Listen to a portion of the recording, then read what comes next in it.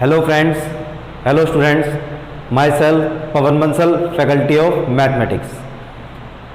तो class 12th के आज एक बहुत ही इंपॉर्टेंट टॉपिक के बारे में हम डिस्कशन करने जाएंगे, जिस टॉपिक का नाम है मैट्रिक्स, जो कि हमारा चैप्टर नंबर 3 है। अगर इस एक चैप्टर की बात करूं तो इसका वेटेज रहता है 2 to 3 मार्क्स का।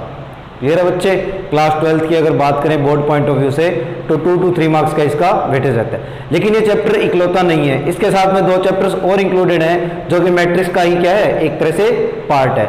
एक है chapter number 4 that is determinant and chapter number 5 that is inverse of matrix. तो अगर चैप्टर नंबर 3, चैप्टर नंबर 4 और चैप्टर नंबर 5 यानी कि मैट्रिक्स, डिटर्मिनेंट और इनवर्स ऑफ ए मैट्रिक्स की बात करें तो इसका जो RBSC board point of view से, क्लास 12th के पॉइंट ऑफ व्यू से अगर देखें तो इसका जो वेटेज रहता है, टोटल ओवरऑल वेटेज रहता है वो 7 to 8 मार्क्स का रहता है। क्लियर है बच्चे? तो यानी अप्रोक्सीमेटली हमारा ये क्या है, 80 मार्क्स में से 10% जो क्राइटेरिया है वो हमारा इन 3 चैप्टर में। और ये चैप्टर्स जो है वो बहुत ही इजी और बहुत ही आसान तरीके से हैं। एक बार इनको समझने की देरी है, अगर इन चीजों को समझ लिया तो क्वेश्चंस चुटकियों में हो जाते हैं, चुटकियों में। क्लियर है बच्चे? तो हम सबसे पहले जानते हैं मैट्रिक्स क्या चीज है। मैट्रिक्स की डेफिनेशन देखते हैं, मैट्रिक्स क्या है, उसका रिप्रेजेंटेशन देखते हैं, किस प्रकार से उसको रिप्रेजेंट करते हैं, उसका हम डिफाइन करना देखते हैं कि मैट्रिक्स को हम किस प्रकार से फॉर्मेशन कर सकते हैं, क्या उसके अंदर होता है। तो मैट्रिक्स की अगर मैं सबसे पहले डेफिनेशन दूं तो मैट्रिक्स की डेफिनेशन क्या होगी? A matrix is an ordered rectangular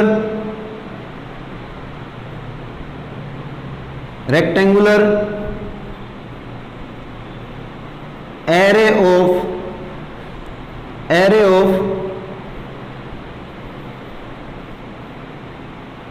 numbers or function.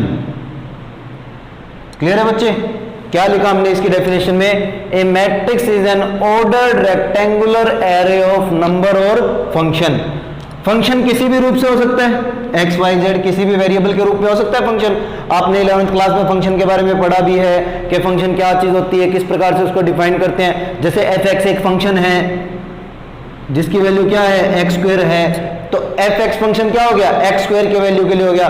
इसकी डोमेन, कोडोमेन, तो इस चीज पे मैं नहीं जाता और ना इस चीज के बारे में हम डिस्कस करते हैं। मैं मान के चलता हूं कि आपने 11th क्लास में इस चीज के बारे में पढ़ा है। नंबर्स जो हैं उसमें हमारे पास में 2 पार्ट होते हैं। फर्स्ट पार्ट होता है हमारे पास में रियल नंबर और सेकेंड पार्ट में हमारे पास में आता है कॉम्प्लेक्स नंबर। क्लियर है बच्चे? रियल नंबर जो है वो आपने 10th में पढ़े हैं, है ना, -∞ to ∞ होता है ये। और कॉम्प्लेक्स नंबर आप क्या पढ़ के आए हो, 11th क्लास में पढ़ के आए हो, है ना। 5th चैप्टर के अंदर आपने पढ़ा था जो आयोटा की फॉर्म में आता है। किस फॉर्म में होता है? a प्लस आयोटा b की फॉर्म में होता है। ये हमारा क्या होता है? कॉम्प्लेक्स नंबर होता है। अब हमारे अगर सिलेबस की बात करें, according to the 12th class के सिलेबस की बात करें तो ना तो हमारा फंक्शन सिलेबस में है, ना ही हमारा कॉम्प्लेक्स नंबर सिलेबस में है। हमारा सिर्फ क्या है, रियल पार्ट ही सिलेबस में है। यानी हमें जो पढ़ना है वो सिर्फ किसके लिए पढ़ना है? रियल पार्ट के लिए पढ़ना है, वो भी किसके रूप में? मैट्रिक्स के रूप में। क्लियर है बच्चों? तो ये तो हुई बात छोटी सी कि भाई क्या था हमारे सिलेबस में और क्या नहीं था। तो मैं इसको इस तरह से लिख देता हूं, रियल और कॉम्प्लेक्स नंबर। ठीक है, ये नंबर के मैंने दोनों पार्ट डिफाइन कर दिए। तो हमने डेफिनेशन लिखी, a matrix is an ordered rectangular array. अब हमने फंक्शन और नंबर के बारे में तो पढ़ लिया, है ना। मैट्रिक्स हमें पढ़ना था, पता करनी थी क्या चीज होती है, ऑर्डर हमें पता है ना। किसी भी चीज का ऑर्डर क्या होता है भाई, ऑर्डर क्या चीज होती है, कोई भी एक डिफाइन वैल्यू, कोई भी एक चीज वैल्यू। अब हमें बात करनी है इस रेक्टेंगुलर एरे की। ये रेक्टेंगुलर एरे क्या चीज है, ये रेक्टेंगुलर एरे क्या चीज होती है, इसके बारे में हमें थोड़ा सा जानना है। तो हम पहले ये बात करते हैं। अच्छा, इसको मैट्रिक्स को डिनोट करते हैं, वो किसी भी कैपिटल अल्फाबेटिकल ऑर्डर से डिनोट कर सकते हो। ठीक है, तो मैं मान लेता हूं ए।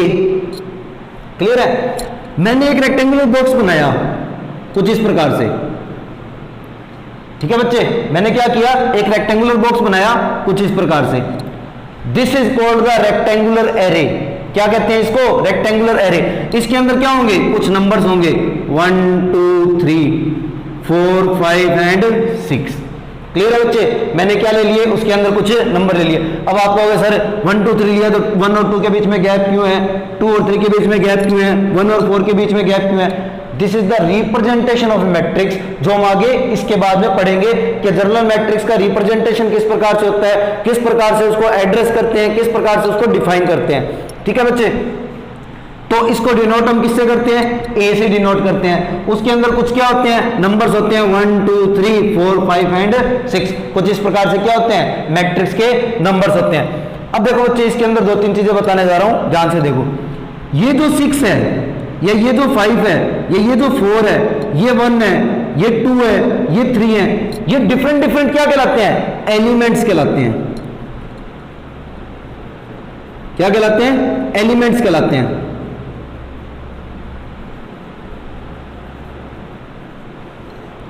क्या कहते हैं इन्हें, एलिमेंट्स कहते हैं। यानी 1 क्या कहलाएगा, एलिमेंट कहलाएगा, 2 क्या कहलाएगा, एलिमेंट कहलाएगा। Element of matrix A, element of matrix A, element of matrix A, ये क्या कहलाएंगे, एलिमेंट कहलाएंगे। अब एक चीज और आती है बच्चे, ये जो मैट्रिक्स का यहां वाला पार्ट है ना, लास्ट वाला, इसके अंदर मैंने एक बॉक्स बना दिया। ठीक है बच्चे, इसके अंदर मैंने क्या किया, एक बॉक्स फॉर्म कर दिया। इस बॉक्स पार्ट के अंदर कुछ लिखा जाता है, इस बॉक्स पार्ट के अंदर कुछ लिखा जाता है, उस पार्ट को हम क्या कहते हैं, order of matrix.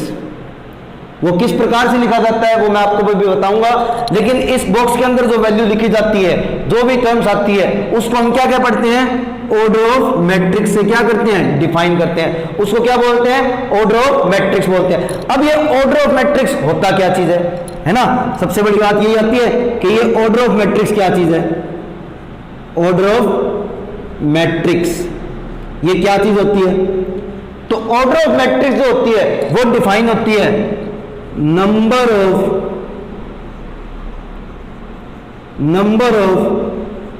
Rose multiply by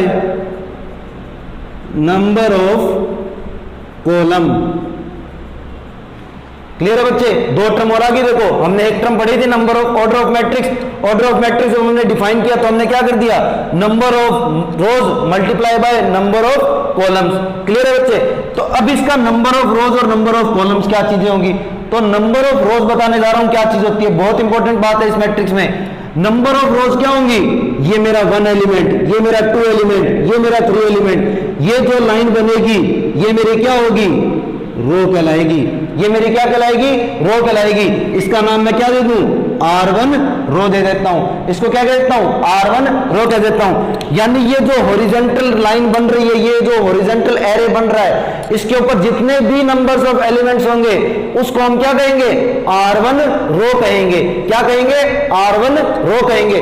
similarly जो 4, 5 और 6 होगा ये हमारा क्या कहलाएगा, R2 रो कहलाएगा।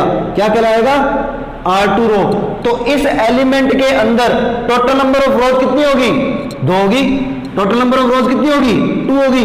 तो यहां लिख देते हैं हम 2। पहले क्या लिख देते हैं हम, चलो इसको बाद में करते हैं, इसको बाद में देखते हैं क्या होता है, देखते हैं। ठीक है, सिमिलरली नंबर ऑफ कॉलम्स, यानी जो वर्टिकल लाइंस जो होंगी, जितनी भी हमारे पास में मैट्रिक्स में क्या होंगी, वर्टिकल लाइंस होंगी, वो हमारी क्या कहलाएंगी, रोज कहलाएंगी। तो मैं यहां लिख देता हूं, जो हॉरिजॉन्टल एरे बनाएगा, हॉरिजॉन्टल लाइन कह लो या एरे कह लो, वो हमारा क्या कहलाएगा, रोज कहलाएगा। क्या कहलाएगा, रोज कहलाएगा। और जो वर्टिकली बनाएगा, जो वर्टिकल लाइन बनेगी या एरे बनेगा, क्लियर है बच्चे, वो हमारा क्या कहलाएगा,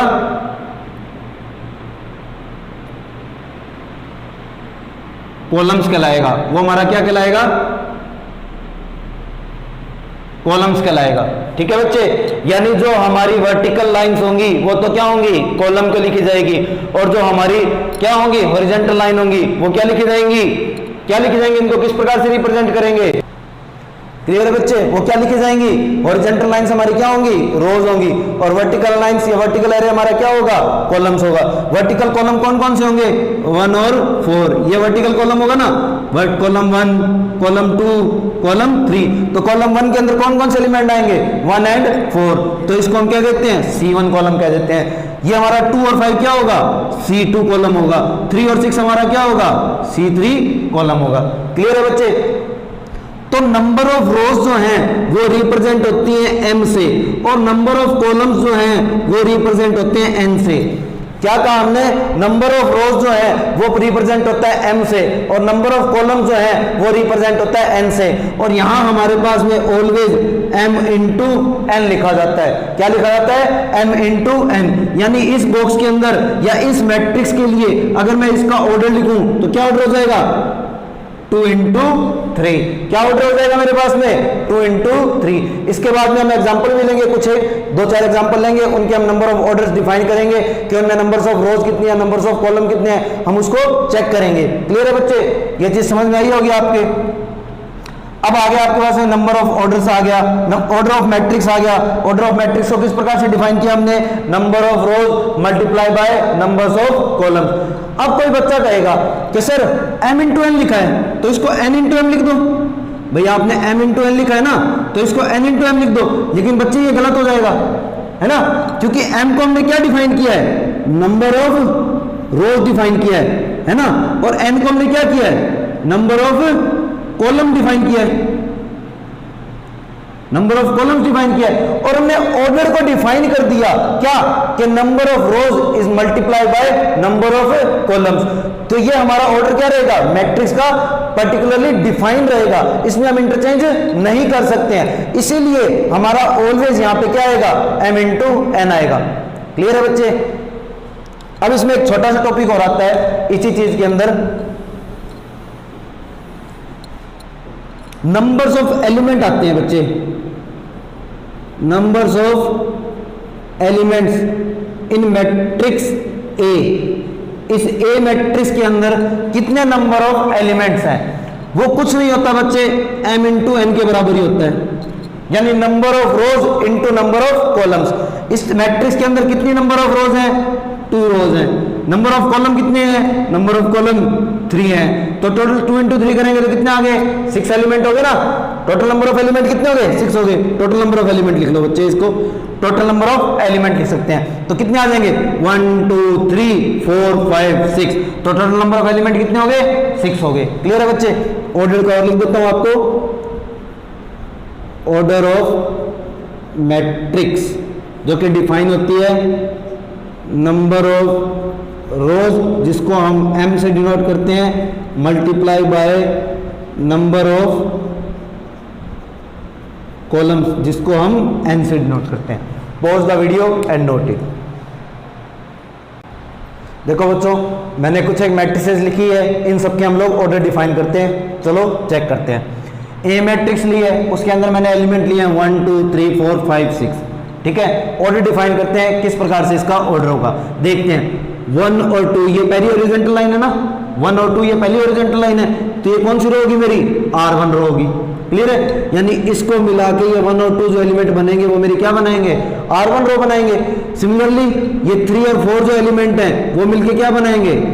R2 रो बनाएंगे, है ना। और 5 और 6 मिलके क्या बनाएंगे? ये एलिमेंट क्या बनाएंगे? R3 रो बनाएंगे। तो टोटल नंबर ऑफ रोज मेरे पास में कितनी होगी? 1 2 3। तो टोटल नंबर ऑफ रोज कितनी लिख दूंगा? 3 इंटू, अब total number of columns find out करूंगा।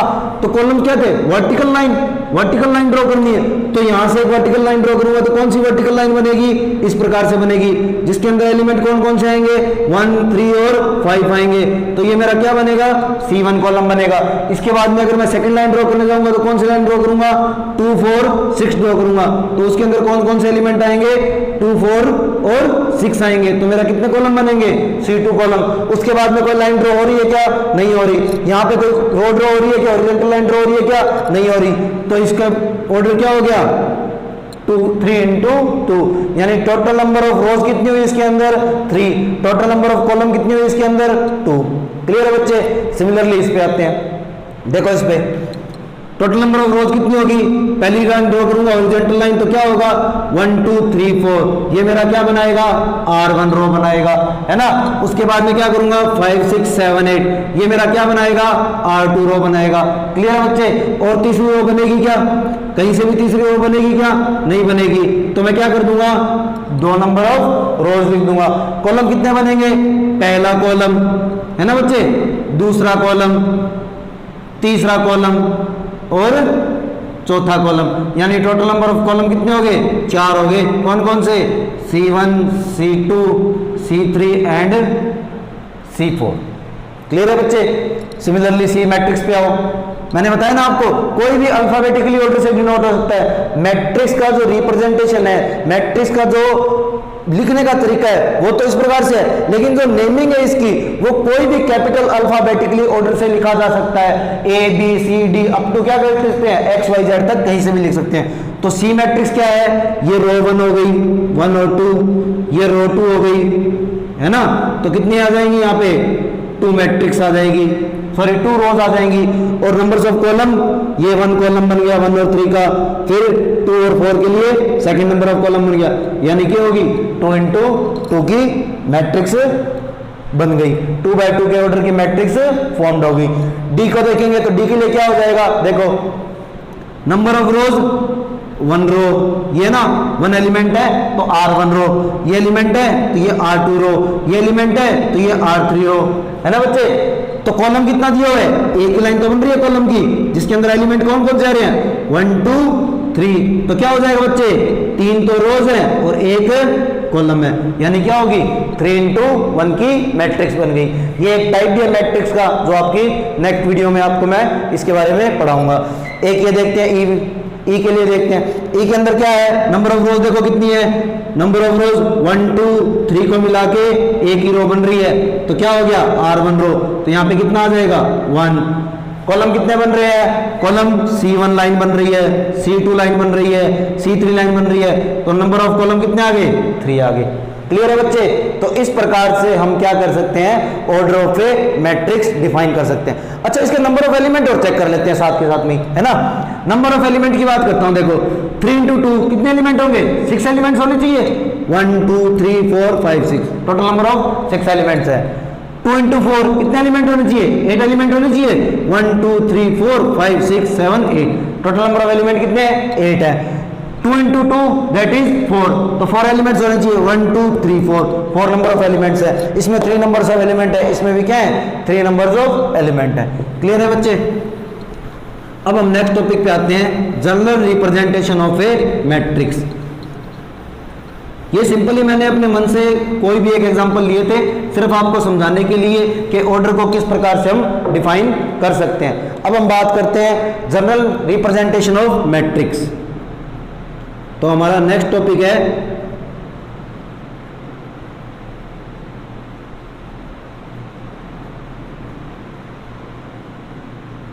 General representation of matrix.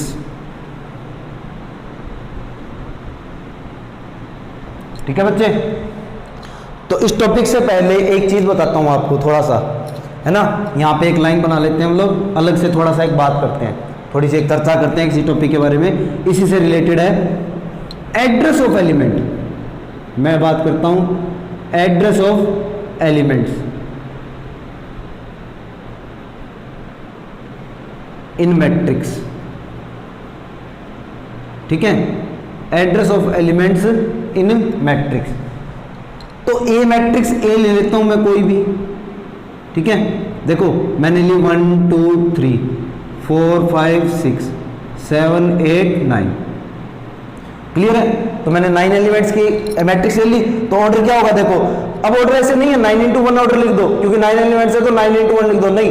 Check करेंगे ऑर्डर क्या है, चेक करते हैं। कॉलम 1 वर्टिकल लाइन एक बन रही है ना, पहले हॉरिजॉन्टली चेक कर लेते हैं क्योंकि रो बनानी होती है। तो क्या कर लेते हैं, हॉरिजॉन्टली R1 रो, ये R2 रो, ये R3 रो है ना, ये R1 रो है, ये R2 रो है, ये क्या है R3 रो है। R3 रो में ऐसा नहीं है इकलौता 9 एलिमेंट है, 7 8 9 तीनों एलिमेंट्स होंगे R3 रो में। R2 रो में कौन कौन से एलिमेंट होंगे 4 5 और 6। R1 रो के अंदर 1 2 3। कॉलम के लिए चेक करेंगे तो क्या होगा, ये C1 कॉलम है, ये C2 कॉलम है, ये C3 कॉलम है। तो क्लियरली 3x3 की एक मैट्रिक्स फॉर्म्ड होगी। देखो इसका एलिमेंट का एड्रेस किस प्रकार से डिफाइंड होता है। देखो ये क्या है, रो 1 है ना, ये रो 1 है। इस एक एलिमेंट को देखो, इस 1 नंबर को देखो, इस 1 एलिमेंट को मैं इसका एड्रेस डिफाइन करने जा रहा हूं। इस 1 नंबर का मैं क्या करने जा रहा हूं, एड्रेस डिफाइन करने जा रहा हूं। ये फर्स्ट रो है और कॉलम भी क्या है, फर्स्ट है। तो किस प्रकार से लिखेंगे,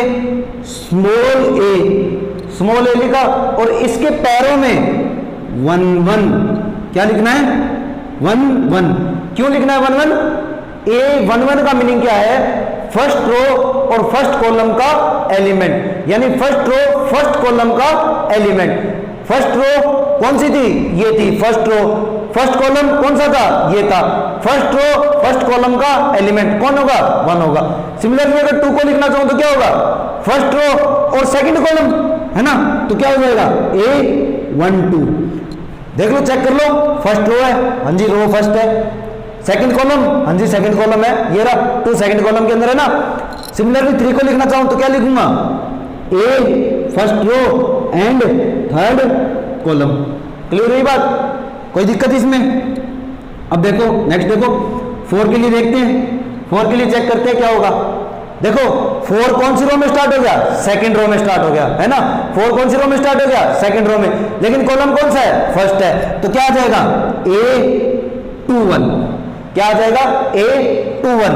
सिमिलरली 5 के लिए चेक करूंगा तो क्या होगा, देखो सेकंड रो सेकंड कॉलम, तो A 2 2 है ना।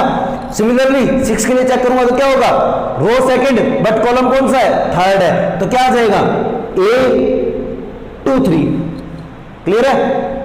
अब इसके लिए 7 के लिए चेक करते हैं। 7 के लिए कौन सी थर्ड स्टार्ट होगी, रो थर्ड रो स्टार्ट होगी और कॉलम कौन सा है, फर्स्ट है, तो क्या हो जाएगा A 3 1। 8 के लिए A 3 2। 9 के लिए A 3 3। क्लियर है। This is called the address of elements in matrix, in any matrix. किसी भी मैट्रिक्स में हम ये क्या कर सकते हैं, एक एड्रेस के रूप में लिख सकते हैं। कैसे कि अगर मैं आपसे कहूं A22 की वैल्यू बताओ तो आप क्या कहोगे, A22 क्या है, second row second column. Second row second column पे एलिमेंट कौन सा है, 5 है, तो A22 की वैल्यू कितनी होगी जी, 5 होगी। मैं आपसे कहूं A31 की वैल्यू बताओ तो आप क्या कहोगे, A31 का मतलब क्या है, थर्ड रो का और फर्स्ट कॉलम का एलिमेंट। थर्ड रो और फर्स्ट कॉलम का एलिमेंट क्या होगा, ये 7 होगा, तो ये लो जी 7, क्योंकि ये थर्ड रो है और ये फर्स्ट कॉलम है।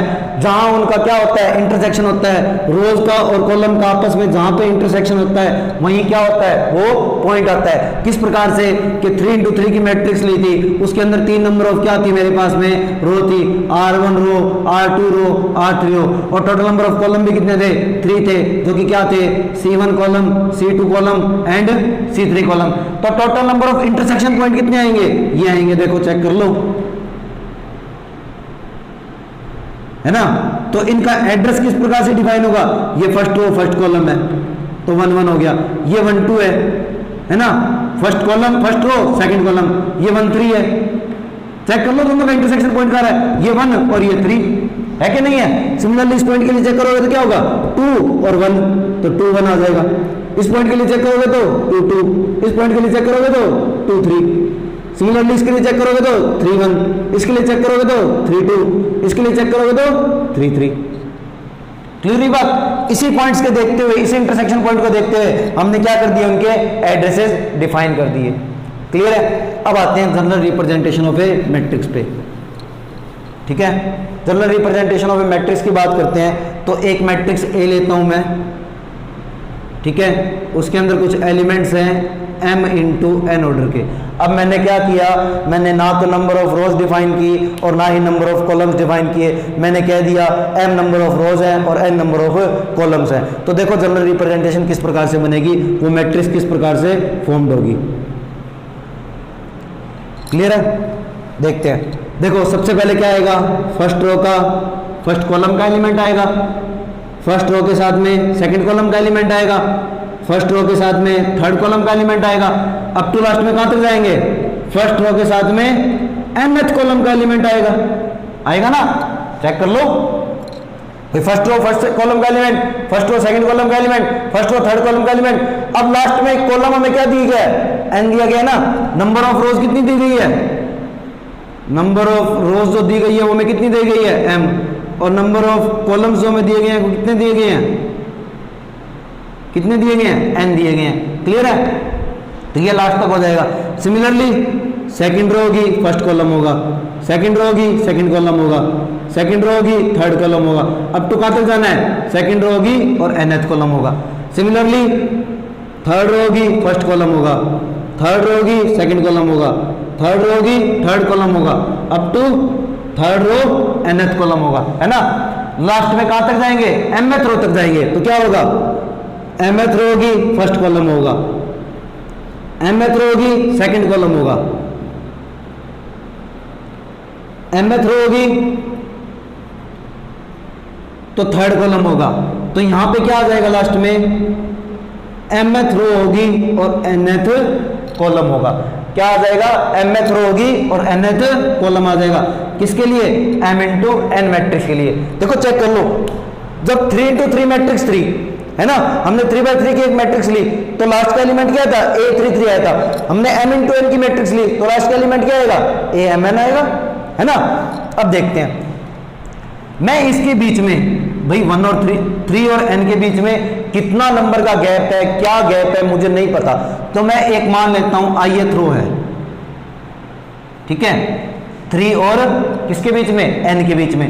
तो i की जो वैल्यू होगी वो कहां से कहां तक होगी, 1 से इक्वल और n के बराबर। यानी ith रो जो होगा वो क्या होगा, 1 से बड़ा या 1 के इक्वल और n से छोटा या n के इक्वल, क्योंकि है तो इन दोनों के बीच में ही ना, और इन दोनों के बीच में है तो 1 से डेफिनेटली क्या होगा, बड़ा ही तो होगा, या तो इक्वल हो सकता है या उससे बड़ा होगा।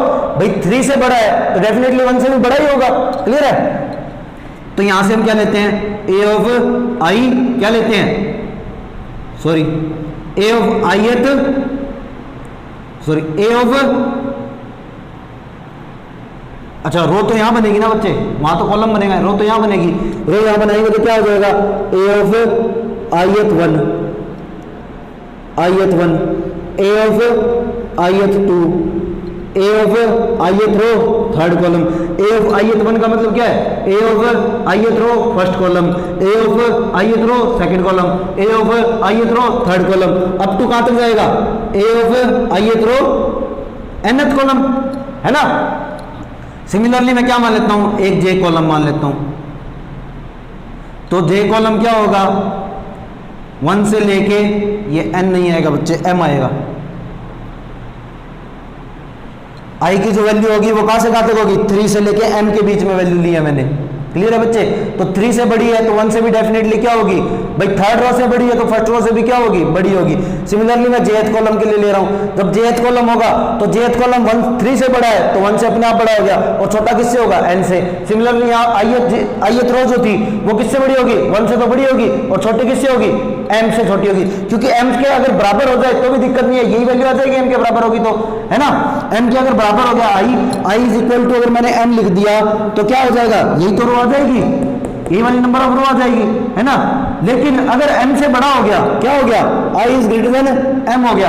अगर ये वाली कंडीशन फॉलो हो गई तो इससे क्या हो जाएगा, नेक्स्ट स्टेप आ जाएगा, नेक्स्ट नंबर ऑफ रो आ जाएगी, जो कि हमारी पॉसिबल ही नहीं है। क्यों, क्योंकि हमने रो क्या ले रखी है, m ले रखी है, नंबर ऑफ रोज हमारी ih कितनी है, m है। तो हमारे पास में यहाँ क्या आ जाएगा, first row jth column, second row jth column, third row jth column. Up to life में क्या आ जाएगा, यहाँ पे क्या आ जाएगा, a of i row jth column, a of mth row jth column. Clear है बच्चे, तो यही पार्ट हमारा क्या कहलाता है, इनके बीच में हमें दूरी नहीं पता, इसलिए हम इनको क्या करते हैं, डॉटेड लाइन से डिनोट कर देते हैं इस तरह से। इनके बीच में भी हमें दूरी नहीं पता कितनी दूरी है, भाई 3 और i के बीच में और i और m के बीच में कितनी दूरी है, या j और n की बात करूँ, j और n के बीच में कितनी दूरी है ये हमें नहीं पता है, 3 और j के बीच में कितनी दूरी है ये हमें नहीं पता है, इसलिए हम क्या करते हैं, इसको डॉटेड लाइन से रिप्रेजेंट कर देते हैं। तो ये हमारा कहलाता है general representation of A matrix. Clear है बच्चे? जिसके अंदर हमने एक मैट्रिक्स ली, उस मैट्रिक्स को हमने डिफाइन किया, तो इस मैट्रिक्स से एक कंक्लूजन निकलता है। वो कंक्लूजन पार्ट क्या है वो मैं यहाँ इस बॉक्स में लिखने जा रहा हूँ। ठीक है बच्चे, वो मैं यहाँ इस बॉक्स में लिखने जा रहा हूँ। कंक्लूजन, मेरे पास में क्या कंक्लूजन आता है कि ए मैट्रिक्स ए है, उसका एलिमेंट ए है। ठीक है, वो किस प्रकार से है कि उसकी ith नंबर ऑफ रो है और jth नंबर ऑफ कॉलम है और उसका ऑर्डर क्या है m इंटू n है। यानी बेसिकली जो ये मेरे पास में एलिमेंट आया था, ये मेरा क्या होता है, जर्नलाइज एलिमेंट होता है for ith number of rose and jth number of column.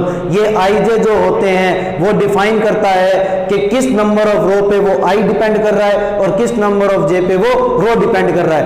अगर मैं बात करूं a11 एलिमेंट की, तो a11 लिखा हुआ होगा तो क्या मीनिंग हो जाएगा यहाँ पे m इंटू n का। 1 का मीनिंग है ith रो और j का मीनिंग है 1 2 ले लो बच्चे, तो j का मीनिंग है 2। यानी फर्स्ट रो का और सेकंड कॉलम का क्या है, वो एलिमेंट है। फर्स्ट रो का और सेकंड कॉलम का क्या है, वो एलिमेंट है। This is called the journal representation of A matrix. एक क्वेश्चन करते हैं छोटा सा, pause the video and note it. आप चाहो तो स्क्रीनशॉट भी ले सकते हो इसका, बाद में आप नोट डाउन कर सकते हो, ताकि क्या होता है ना, हम पढ़ते होते हैं, हम लेक्चर को स्टडी कर रहे होते हैं, तो हमारा क्या एक फ्लो नहीं टूटता है, हमें लिखने का एक टाइम मिलता है। लिखने के लिए हमें ये पूरा नोट डाउन करने के लिए आपको एक टाइम चाहिए, लेकिन अगर आप इसको थ्रू आउट पढ़ते जाओगे ना, तो आपकी माइंड की स्टेबिलिटी क्या होती है, एक तरह से कॉन्स्टेंटली रहती है और वो उस चीज के लिए कंटिन्यूसली चलता रहता है। क्लियर है बच्चे? आपकी जैसी इच्छा हो वैसे आप इसको स्टडी कर सकते हो, घर पे पढ़ते रहें, सेफ रहें।